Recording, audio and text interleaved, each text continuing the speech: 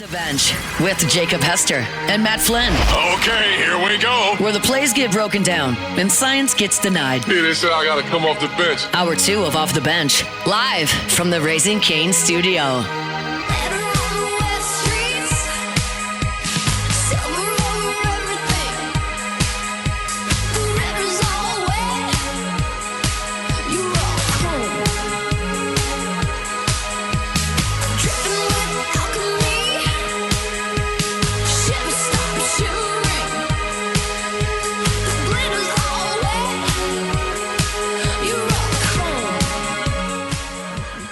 Welcome back in. Hour number 2 of OTB here live from the Raising Cane's studio. Got our guy, Dr. Stephen Etheredge, here with us as he joins us every single Wednesday. I feel like I've been out every Wednesday for a very long time. So, Doc, good to see you. Yeah, it's been a minute. Yeah. Got everybody here today. I was great. Super Bowl, vacation, combine. So, yeah. The Wolfpack haven't been in the room in a long time together, but we're here today. Mm-hmm. Would you like to hear Matt Flynn howl? Love to. Yeah. It is hour 2, isn't it? You said Let's wait for just hour say, 2. this guy can I caught the one earlier. This guy can throw touchdowns at LSU in the SEC. He can throw touchdowns in the National Football League. He can run a very successful hydration company. Mm-hmm. He is piss poor at howling. Well, like I just need to practice. I don't do it a lot, you know. And I got a little confused earlier. It was early. Hadn't had a lot of coffee, so we'll be better. When you get confused, I'm gonna go to the tape by howling. Well, I was happen? about to I was like, what comes first? Where the inflection point needs to be, and then I just went "oh" last time. Oh, yeah. Yeah. Oh. Like an auga. Yeah, not good. Wasn't good, Doc. Hey, hand in the air though. Credit to myself for taking the credit, taking the blame, and having full self-awareness about my howling skills. Fair. They're kind of hard to not take the blame for it because they're just so bad. A lot of They're people, terrible. dig their feet in. They're like, no, that was good. That was it. But everybody's telling you they're bad. You can't dig your feet in on that. Allow myself Depends to how confident thank you are. myself. What you just did. Basically. Okay. Yes. That's good. I heard you and Doc talking about youth baseball. Yeah.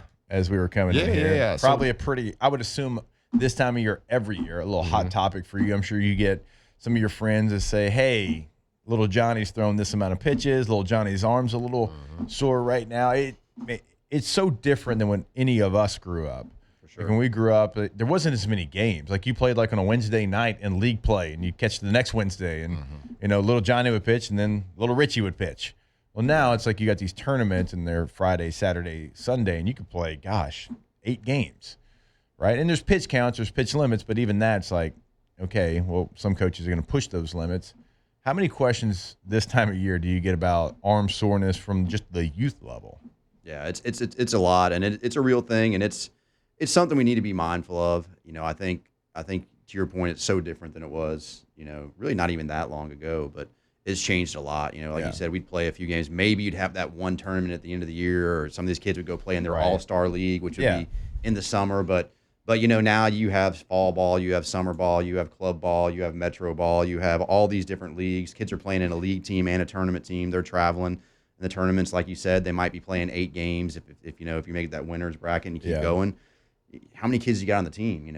Most of these rosters aren't big enough, so everybody's got to pitch, and it does become a problem. It's this time of year, especially once we really get into late March, April. I mean, if you come by and hang out at my clinic almost every afternoon, I'm going to have a kid or two that's got an elbow or a shoulder that's hurting from baseball. And then that's just going to be the reality. And even when coaches try and do right, we were talking about it, there are pitch limits. And like you said, some coaches will push it. But then sometimes, like I said, you have this kid playing on 2 or 3 teams. And if I'm doing the right thing and you're doing the right thing, but I don't know what he did with you. And then on top of that, you're going to your pitching lessons and you're doing all this other stuff. Everybody's got their private lessons. It's really become a thing. And the unfortunate thing is driven by money. Let's just be honest. These coaches, these leagues, everybody's making money.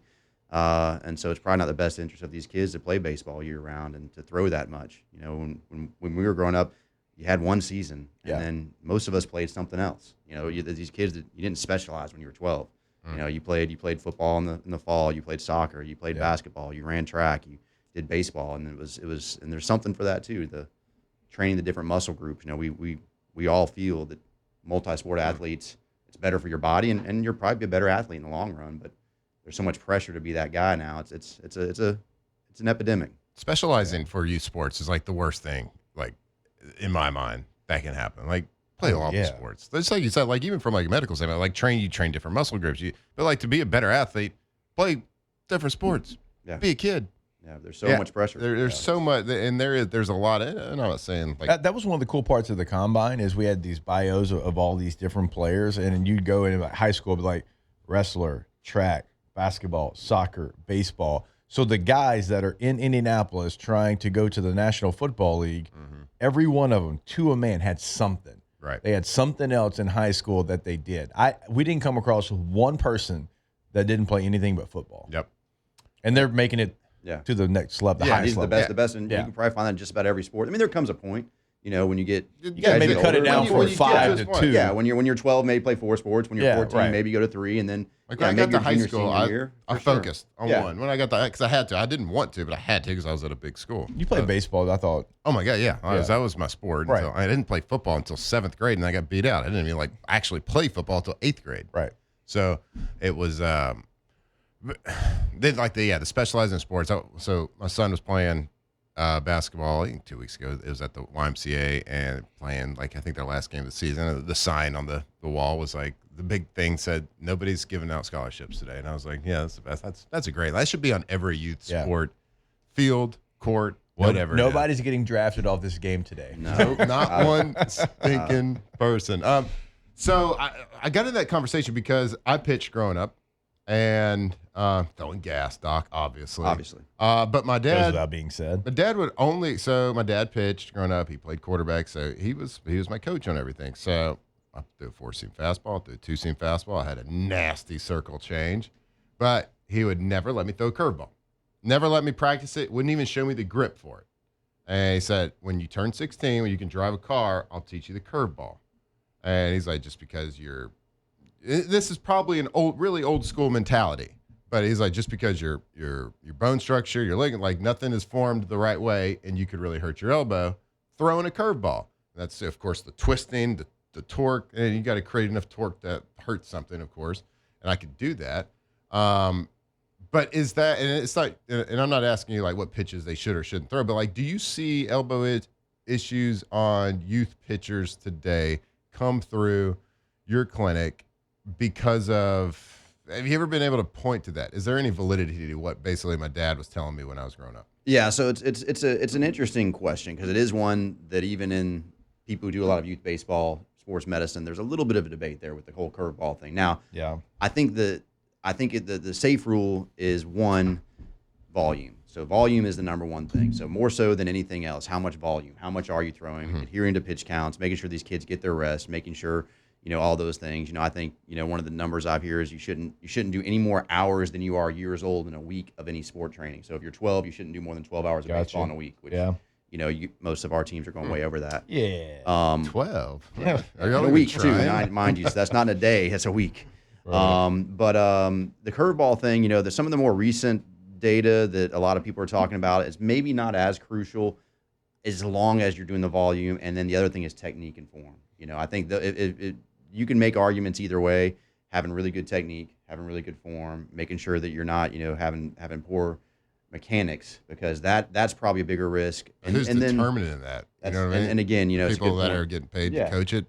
And so if you come see me, no elbow issues. I think if you follow that rule, because of the more complexity that comes into throwing a curveball, if you follow the rule of, hey, I'm going to wait until basically my growth plates are closed to have my kids throw curves, you're probably safer. Because unless you're really, really good with that mechanics and technique, which to your point, everybody's going to feel like they probably are. I coached my son's baseball. I'll be the first to say I was a horrible baseball coach. I was the rah-rah guy in the dugout. That was all I was good at. But I didn't play baseball for very long. So I made sure I didn't try to mess with these kids. And but because that's the reality. But if you really want to follow the rules, volume is the big thing. How much pitching they're doing, how much throwing they're doing, how much total baseball they're getting in a week. That's probably where you can get into the most trouble. But it's hard, because like we said, how many kids are playing on multiple teams and how many of them. And look, the kids are going to do what the coaches tell them, and everybody wants to win. And I get it. I've had those competitive juices we all have, and you got to know when to rein it in. easier said than done. I respect that. So you work with a lot of young athletes. Is baseball by far the most that you feel like probably come in just because, like everything you just laid out? I mean, there's so many different games. There's so many different coaches. There's so many different things that unfortunately can go wrong. Is that probably like the highest volume, unfortunately, right now in youth sports? If we're talking like the overuse injuries, Right. it is. Now, I will say a lot of other sports are making a hard argument to catch up. Volleyball has become year-round. Soccer is becoming year-round. I bet a lot of soft tissue in soccer. A lot of that. Huh? You get a What lot do of you see in soft volleyball as tissue. much? Volleyball, it's a lot of they are overhead, so a lot of shoulders. So it's a lot of the overhead stuff. Shoulders suck, too. And then look, a lot of the cheer, dance, gymnastics, all those are year round. And I've had stress fractures and all kinds of stuff, and young dancers and young cheerleaders, and gymnastics is brutal. Yeah. I tell everybody on campus that those are the toughest athletes we have out there. I Probably the believe it. best athletes. Yeah. Because the stuff they do and what they have to fight through this time of year, they're all banged up and they've been doing it for so long. So it's like I said, baseball is the one because of volume, because how many kids are playing How many ball. kids play too, yeah. It's a lot of kids. It's just like, look, at my clinic, I probably see more soccer-related concussions than football because of how many kids are playing soccer. So you have to take all that into consideration with volume. But yeah, baseball is still the king on that one. Yeah. But like I said, there's some people making a push. I feel like there's got to be, and like there's probably some baseball lifers out there that are going to disagree and have all these stats to back it up. But like, if you could just take a view at let's say college baseball, there's so many pitchers with elbow issues, right? LSU's had so many in the last 5-6 years. The elbow issues, they keep them out for a season, half season, whatever it is. I feel like we were talking about this before you came on, like back in the day, like people would go out there and throw double headers. So they would throw complete games all the time, right? Like, and you never heard about this. So of course, there's media now; you can hear about more things. But like, there's got to be some sort of correlation with the youth sports today playing year round. Just like you said, that repetition, that wear and tear. Like these ligaments are rubber bands, and an old rubber band. And again, back in the day, these guys were throwing doubleheaders, but they probably weren't. But they did it 4 months a year, right? And they probably weren't doing it when they were 12. They weren't doing it, they weren't throwing 4 doubleheaders when they were 12. They weren't. They were playing one game a week, like we said earlier. So I mean, I do wonder about. I think a lot of it is these kids that come in that we've had here at LSU. So many of them that have come in with elbow troubles. I think the majority of them came in with some issues. Maybe not having already had the injury, but they've already got the mileage. They've already got the wear. And then also guys are throwing faster. How many guys do you see now throwing 90? Back in the day, that was crazy. If you had one or two guys in your roster, let's go. Right. Now almost all of our guys out there can throw 90. Now it's like a guy you never heard of throwing 94. Yeah. The bullpen. I feel like back in the days, like the people that threw hard, you couldn't really figure out why. But now we kind of know why with slow motion and media. Like coaches can explain how you create your torque, how you create your leverage, how you can create your levers throughout your body to create the lag to the wrist, the ball, to the arm, and create that speed. People are doing it. Their body might just not be built for it. Would you say too, like maybe some aren't conditioned? Maybe the conditioning process to get to a point where you can handle all the activity on your arm too. I mean, I feel like that is really important. Like to make sure, just like any muscle, it's like if I know I'm going to use this muscle during this year, for me, and this is going to sound funny because I'm a meathead. Like for me, it was neck. Like before we went into like a football season, I knew I was going to play running back, fullback, and man, I was going to get some extra neck work in because I did not want to have stingers. I want to have a strong neck, and that was my thought process. I think some of that too is because like you start this season and you never really gave yourself any time to recover, but then you didn't build yourself back up to be able to handle those innings. Yeah, I think that's a big part of it. I definitely remember doing the neck workouts as well, making sure we got plenty of those in, but. Yeah, I think it's when you're throwing so hard. We talked about the curveball, but the other thing is how hard are you throwing? These guys that are throwing that's a lot of torque to put on an arm. Right. When you're throwing 90 to 100 mile an hour over and over and over, and it doesn't take much. And it's one of my colleagues that told me you kind of use the metaphor. You think about if you're going around a sharp bend and you're in like a sports car, you're in a Corvette, you're in a Ferrari, something like that. You're going quick around that corner. Yeah. It's just the slightest little hitch, the slightest little curve, and all of a sudden you're going over the edge. Yeah. And it's a lot different when you're going in that Pinto and you're going slow. You ain't going to roll over the side. That's me throwing. I'm not worried about an arm injury because I can't throw hard. Right. But these guys that have that elite arm speed and arm velocity, one little thing in their technique, and that can happen from is my core strong enough? Am I getting fatigued? My technique gets bad. and then you have that injury, and that's I think a big part of it. I feel like there should be in baseball for pitchers, there should be a weight limit enforced to, you have to be a certain weight to be able to throw 98 and above. Like when the skinny boys do it, they're the ones that get the problems. When Paul Skeens does it, looks pretty normal. It's a large human. Yeah. Okay, skinny boys shouldn't be throwing that fast. You're Might gonna be hurt yourself.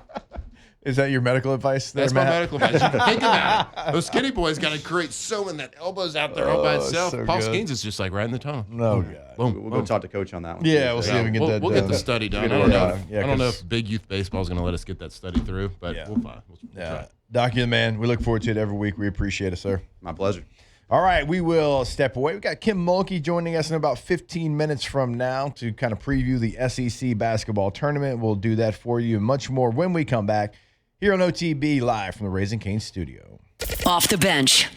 All right, go to GoTommies.com. Oh, Tommy! That's much better than your Hal. GEAUX, Should've out there. TommyOY.com. That is the website. You'll clearly see the difference when you go there. You check out a gallery of work, past client results that they've done, and you can also check out the banners year after year after year. That's all they do. They stack awards over there at Tommy's, including the 2025 Advocate Best Windows.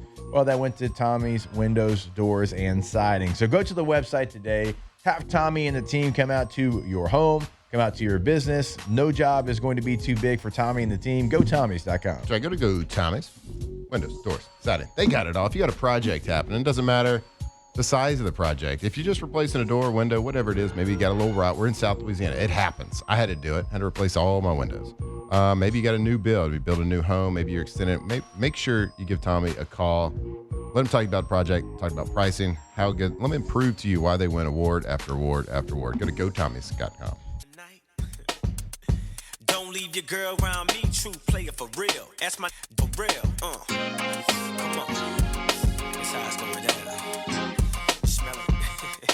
Yeah, you smell it.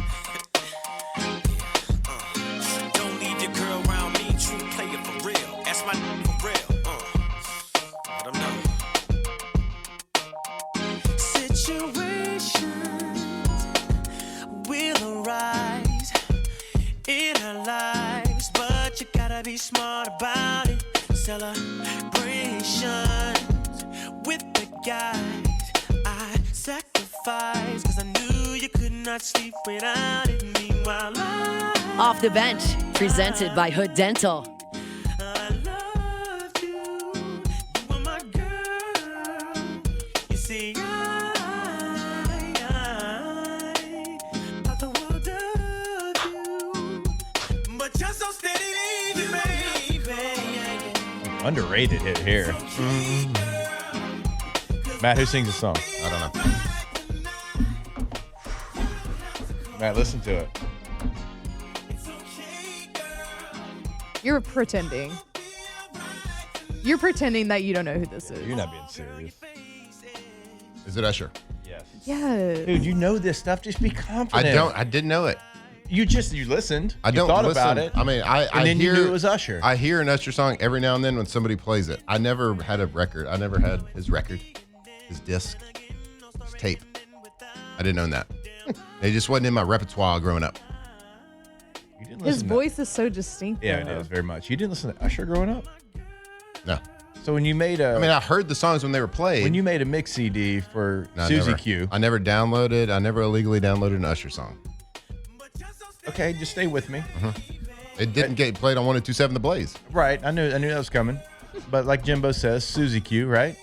When you made that burnt CD for her, what'd you put on there? George Strait? Carried Away? Banger. Great song. Just trying to figure out your. I mean, you passed out a mix CD. Like, to I'm us. not hating on anything. It just I wasn't know. part of my. I'm trying to get behind the Yeah. brain here, which is scary. I don't think I ever made any high school mixtapes. You never made a MP3. burnt CD for. Well, I did, not for any companion. ladies. No. Really? That's odd, right? I don't know. I didn't meet my wife in high school. I mean, I know I did, but I'm saying like even before I met my Just wife. didn't have that special one, you know? You didn't have a girlfriend? I had a girlfriend my senior year. Late bloomer. So focused on ball, you know what I mean? Wondering why my dad wouldn't let me throw a curveball. Okay. All right. Sort of all makes sense now. If you're in Louisiana and you want the best possible care, you already know the name Ochsner Health. From primary care to specialist, Ochsner has locations all across our state, making it easier than ever to get the care you and your family need. And what I love is they're focused on a lot of different things, right? Treating injuries, helping people stay healthy, perform at their best. And that's why we partner with them at Elite Training Academy. I tell you that all the time, right? There's a lot of different people we could work with, but we chose Ochsner for our facility, working with athletes right here in Louisiana. So if you need to schedule an appointment, find a specialist, or you can just learn more information, Ochsner.org. It's Ochsner.org. Healthcare built here in Louisiana for Louisiana. I don't know. Maybe it's me. Maybe it's me, like, throw the mix CD out there. And I started making the mix. Hey, I was putting together a playlist. Kind of thought about you when I was putting this playlist together. Like, here, take this Usher. Bam. Boom, boom, boom, boom. So, YouTube, use behind the glass here. The two Utes. Did he say Utes? Y'all were a little bit, obviously, probably right past the burnt CD. Maybe it was more MP3, maybe share a playlist. We did a burnt I CD. used to burn Y'all. CDs all the time. Okay, good. Thank God. Did y'all pass them out? I did not. No, they were for think a me. burnt CD for Maybe it's myself. me. Yeah. It was me. I'm never the guy. passed them out. But I do remember buying that, like that big roll of Tower. the Tower blank CDs. Yeah. And then you got the you could print out they had the custom templates where you could print out the sticker. Yeah. And it always just got stuck in your CD Yeah, player. never Popped right back out. Yeah. Your computer shivered when you bought that tower of CDs. No doubt. And knew LimeWire was about to give it everything and Yeah, somebody said not give up. Matt was too respectable to put LimeWire on the family computer. The family computer, I downloaded the OG Napster. Yeah.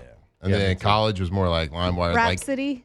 No, not Rhapsody. Wait, but do y'all remember Rhapsody? I do, but I went Napster. I went remember LimeWire. Rhapsody. Rhapsody was a little after them. I remember Rhapsody. Hey, chill out with all that. LimeWire had a competitor that was the same thing. I think it was called Kazaa. Kazaa. And then later in college, it was torrents. You would download torrents. Ooh, that I don't remember. You download these torrents. You could download whole albums in like 2 seconds, and it would fit on a CD. Pretty wild behavior out there. You know what else is wild behavior? What's that, Bo? I know we don't talk politics on the show. Not a lot, Oh, God. but pizza. I'm so excited for this. Pizza the sales. pizza sales went up. Pizza sales have been Around the Pentagon? spiking around Well, the I mean, Pentagon. Well, there's kind It of makes something sense, going yeah. on. Makes a lot of sense, and so we don't talk. We're not going to. We're not going to like dive into geopolitical Stuff going on with warfare. Iran. We're not going to dive into that. But Israel? But the pizza sales are really So you're relevant. saying keep your head on a swivel. Keep your head on a swivel. My head's been on a swivel. So if you're No doubt. like, You were if in you're New like York. Domino's or Sleeper Papa John's cells. or whoever in DC, like, are you hoping for something bad to happen? I mean, Well, if you're a You're like, I need franchisee- another international conflict to spike these sales a little bit. I think some. I don't know, but a lot of pizza going around. I don't know if you're hoping. I don't think everybody likes to admit that. But certainly a lot of pizza. But we certainly praying for our troops, praying for the people out there. Anytime I hear pizza, I still think of Coach Miles' like first day. You had the audacity to order a pizza in the classroom. Oh, pizza. Oh, I think of pizza. Oh, straight to the Think of Miles. classroom? Yeah, somebody ordered a pizza to the classroom, and everybody had to run. That's Ooh, like that's- Fast Times at Ridgemont High. No, not everyone had to run. We watched them. Remember, we watched them run. I thought we had to run, and then they had to run Yeah, extra. we might have had. Like we might ran have, a little yeah. bit, and then they ran stadiums, and we sat there and watched them run stadiums. But we didn't know this man. I mean, he recruited me at Oklahoma State, but I didn't know him. I knew Coach Munkin, Todd Munkin, who's now the coach of the Browns. Funny enough, because he was my primary recruiter. I talked to Les like once or twice, but the audacity to order a pizza. That's probably from our age group and our team. That's probably the most quoted Miles thing he ever said. I would say that's one, and take a lap, make it a long lap is number two. You probably didn't have to do that though a whole lot because it was like if you fumbled or if you like hit a guy late. Quarterbacks probably didn't have to do that very much. Actually, Jamarcus actually fumbled a couple snaps. I do remember him having to do it. It's back when you used to go under center. I always say that if Use your you get in trouble voice. for something, make it count. Ordering a pizza to your classroom's elite. I like that. That's a good one. If it's a good pizza. Yeah. Yeah, but that's a good I one. mean, do you share with the class? No, It was they didn't probably- order it. I bet it was Mr. Gaddy's. Remember, it used to be right there, like close to Did campus. they deliver though? That was By- just like a buffet. It was by where Louis is now. What was that when we were in college? It wasn't Louis. Obviously, Louis was down the There's road. Wendy's. Was it a Wendy's? Yeah. Yeah. $1 menu. Chicken sandwich. Lots of those. All right, we're going to step away, and when we come back, What was the segment? What was? Hard CDs and CDs. running for pizza. this was Great. the Wolfpack's Backs. What this was. So back. You put all 4 brains together, and we come up with one. This was Single that brain in cell. between 2 interview segment. Yeah. Like, Yeah. what do we do? Well, talk I mean, I Talk could talk. about Iran I could talk and salary. Israel. Talk about I could Iran. talk salary cap and transition tag and franchise tag some more. If you Do want me to. it. Yeah. This is the quote I was trying to look at when he was talking about Papa John's wanting disaster to happen. Mm-hmm. I think this came from Churchill, World War II. But I think other leaders have also said this. Never let a good crisis go to waste. There you go. I like it. People Don't love the whole message. People liked But it was Winston. said. So I mean, They do.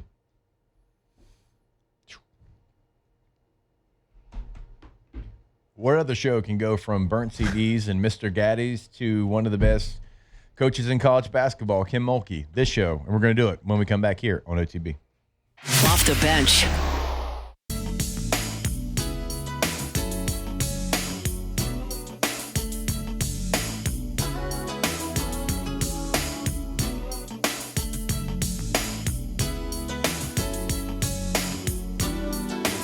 Off the bench, presented by Hood Dental.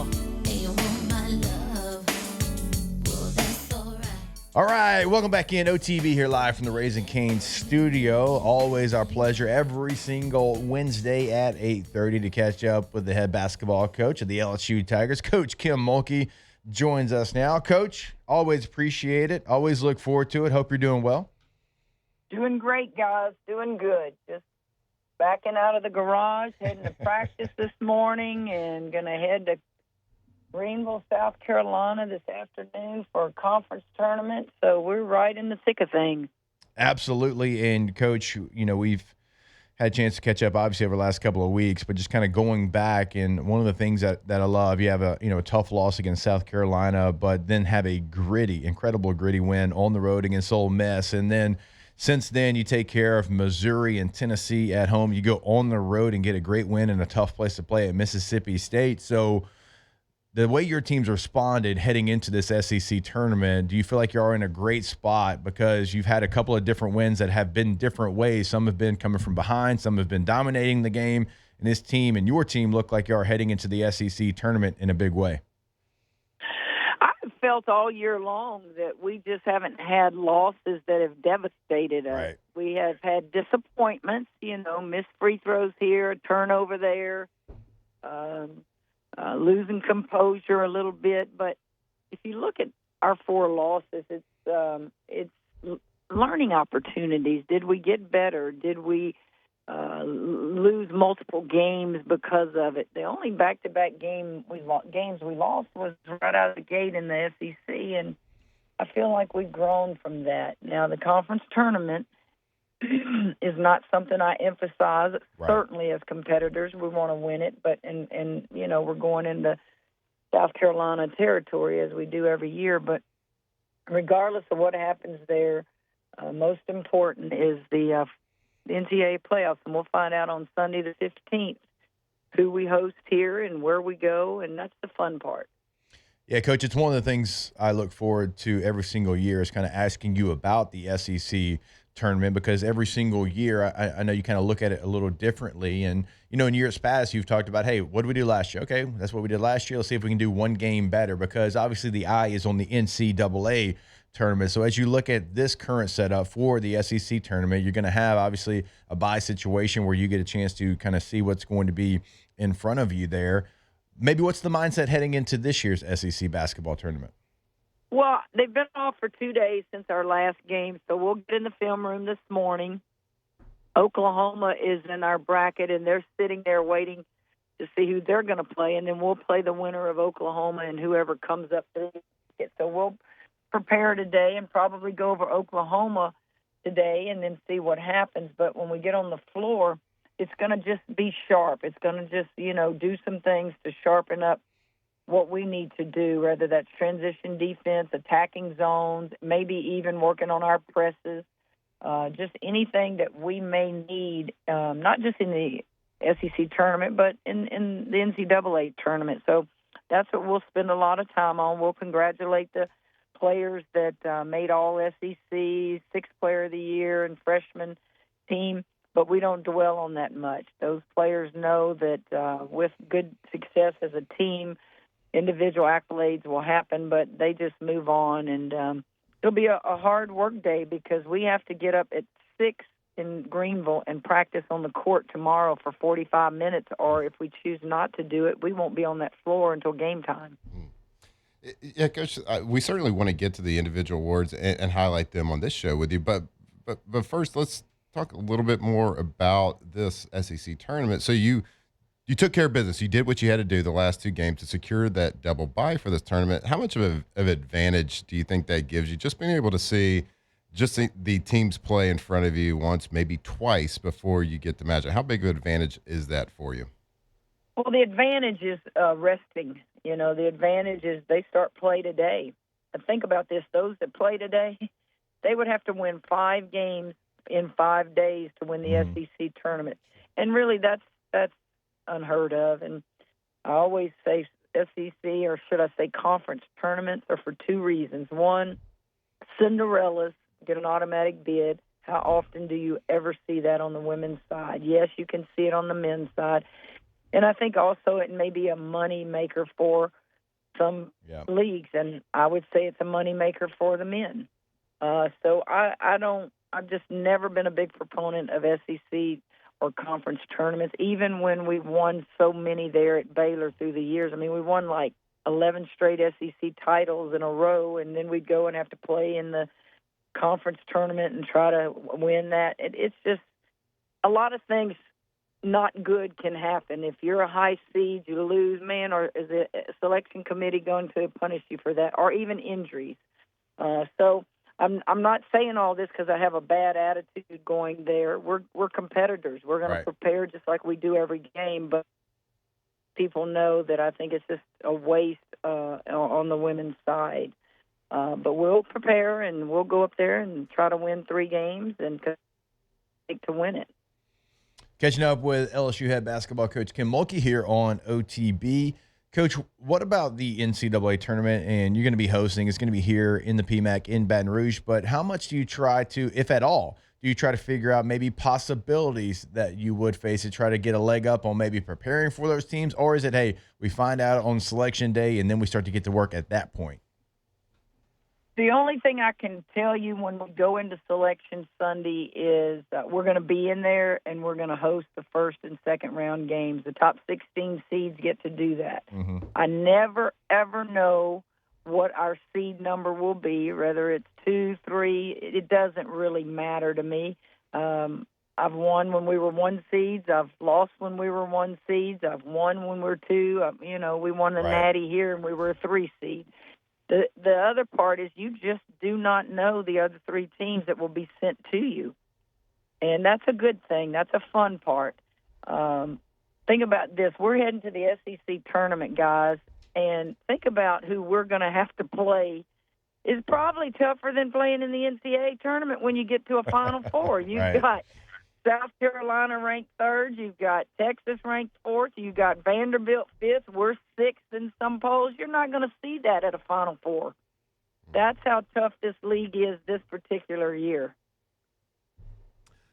Hey, Coach, let's talk about in a fan, obviously the toughest conference, and it's ultra prepared for the NCAA tournament. Well, in the SEC, handed out some awards. So let's highlight those ladies a little bit with you. Malaysia Full Wiley 6th Woman of the Year, Flau'jae Johnson, first team All-SEC, Michaela Williams, first team All-SEC, Zakai Johnson, all freshmen. Of course, it's about the team, and you're going to celebrate them quickly and get on about the team. But of course, in basketball, like, you can't have that team without those individuals. So certainly, well representations of you and your squad, and a great to get those individual achievements for your team. Just talk about them just for a moment. You're happy for the individuals. I know it kind of boosts their pride and boosts their confidence. But at the end of the day, the type of program we run is that, baby, you don't get those awards if we don't have good seasons. Right. And so they understand that. They understand the individual awards are not bigger than the team awards. And so you acknowledge it, but it won't be long. It'll just say congratulations to you guys. You know, awards, guys, y'all know this. You've been in athletics your entire lives. Awards are somebody's opinion. And sometimes we get it right and sometimes we get it wrong. We can't vote for our own players. We nominate our players, and then the other coaches vote for them. And I have learned in 40 years of doing this that there are some really bad selections sometimes because coaches try to protect their own. And instead of doing what's right, they'll, lowball a kid so their kid can make it. And then there are those years where I always wanted you to put your name on your ballot. Don't do it anonymously. Put your name on a ballot, because I feel like if you put your name on a ballot when you vote, it's pretty much fair. I'll give an example. Full Wally wasn't on the all-defensive team, but yet she's up for Defensive National Player of the Year. She's like, it's so cute and funny, and I'll just use me as an example. I don't get more money. I don't care about Coach of the Year, any of that stuff. Right. But it was so funny to me. My second year at LSU, my first year, at LSU, we had that big turnaround. Remember, the team had won 9 games and finished bottom of the SEC, and man, we come in here and we finished second in the league, biggest turnaround in SEC history. And I get 2 votes for Coach of the Year. I'm good with that, but it was so aggravating to me because I then had to go to the Final Four and pick up AP National Coach of the Year. And I just thought that was so funny. And, I didn't want either one, but it gives you an example of, everybody's trying to protect their own, and everybody has different opinions. And I've always believed, give the Coach of the Year to the people who win the league. That way you take out all the politics of everybody, personal vendettas against each other. Just give it to whoever wins the league. That's pretty simple. But I was pleased. I thought the awards were pretty fair this year, and but it's just kind of funny to me how you can't get something in a conference, but then the national people view you differently. Yep, I love the way you put that because I agree with you, Coach, wholeheartedly. We see that too many times. And so, a lot of great players, though, did get some of those honors. And Flau'jae Johnson, obviously, is one of those players. And, Coach, senior night just happened not that long ago, and it was very cool to kind of see some of the scenes and see the fans appreciate Flau'jae's career and what she's done, and to stay the course here and to play all 4 years and, play meaningful minutes, obviously, big part of the team ever since she walks onto campus. And I know you've coached a lot of great players throughout your time coaching basketball, but I know Flau'jae, certainly one of those players, is going to hold a special place for you. Well, Flau'jae was the first McDonald's All-American that we signed at LSU. Yep. And she has just been someone that all over this campus, everybody knows Flau'jae. I don't even think they know her last name. Everybody just knows Flau'jae, Big Foe, how they say Big Foe. Right. She will go down in the history of LSU athletics, not just women's basketball, as a household name. Certainly she will be known for getting her ring and her national championship, but there's so much more to that young lady that people don't even know about. She just always giving of her wealth, always doing for people in the community, and we need more young people now during this NIL era to share their wealth with people who need things, and Flau'jae does that. Coach, want to ask you one last thing. This is a little bit off topic, but my wife showed me something on social media this past week, and it made me laugh and think about you, of course. It was there's this internet trend going out around there, and it's a video of moms that are youth sports moms, and it says how I thought I would be as a youth sports mom, and they're sitting on the sideline, golf clapping and saying "Go team, go." And then it goes to a clip, and it says how I actually am as a youth sports mom. And it's a video of you and getting very intense and fist pumping and kicking and yelling on the court. And it's a fantastic. And I got to just think that Kramer has sent you. I got to hope that he's at least sent you one or two of those videos. Okay, all right. I don't have social media, but I have friends and I have 15 players that I have coaches. I have seen it, and it is priceless. It's hilarious. There's also a lady in California that puts stuff out, pretending, dresses up like me. Oh, yeah, I've seen those. All this stuff. So I have seen the fun stuff, and you just take it in stride. But I'll tell you, ironically, I was at the state tournament all day yesterday in Hammond watching teams play, and I had this conversation with a coach, and we were talking about, like, the coaches my kids had, and they were like, oh, I bet they were nervous. And I said, you'll be surprised. I said, every coach that coached my kid will tell you, I wish we had more Kim Mulkeys as parents. And that's because I understand. You don't get involved. You stay at a distance. You clap your hands. You cheer hard. But, it's just, I guess they think I'm like evaluating their, coaching. I just don't do that, guys. Right. Listen, I played for some of the sorriest coaches throughout my career. I played for some of the greatest coaches in my career. Yep. It didn't affect me. It didn't make me a worse player. You live and you learn. And we had that conversation last night, and I said, you'll be surprised. I said, every coach would love to have a Kim Mulkey because I don't get involved. If you need me, call me. I don't wear the shirts of the teams my kids played on, I just show up as a parent. And if it's an intense moment in the game, you bet I get involved. I cheer hard. They'll tell you at LSU when Kramer was playing baseball, man, if he would strike out, I'd say, swing the bat, boy.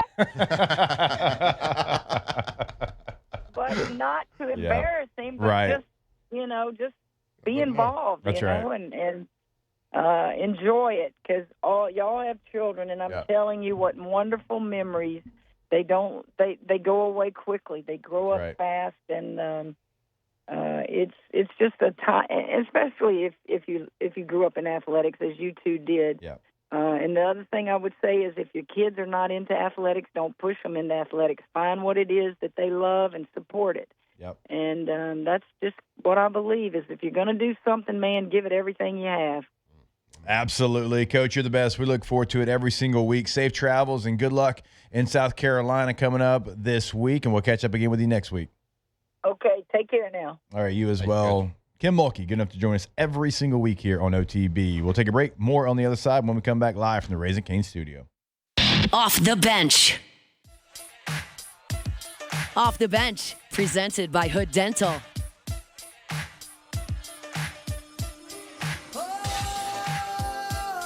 All right, we appreciate Coach Kim Mulkey joining us all the time, and we go along with it. We're going to do it every single time we have her on here, but also want to take this final minute to tell you a little something Pelican Roofing has got going on. All right, so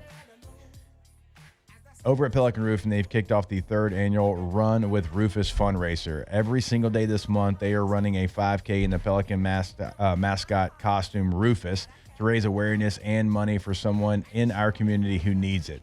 This year, they're raising funds for 11-year-old Joel Muscovis, who tragically was shot in the spine, leaving him paralyzed from the neck down and dependent on a ventilator. So Joel is currently undergoing stem cell treatments, and his family is working to raise the money needed to continue those treatments this year, which could help him regain some function. The goal is $40,000, and every single donation helps Joel and his family keep fighting. You can find more information at runwithrufus.com. Again, that is runwithrufus.com.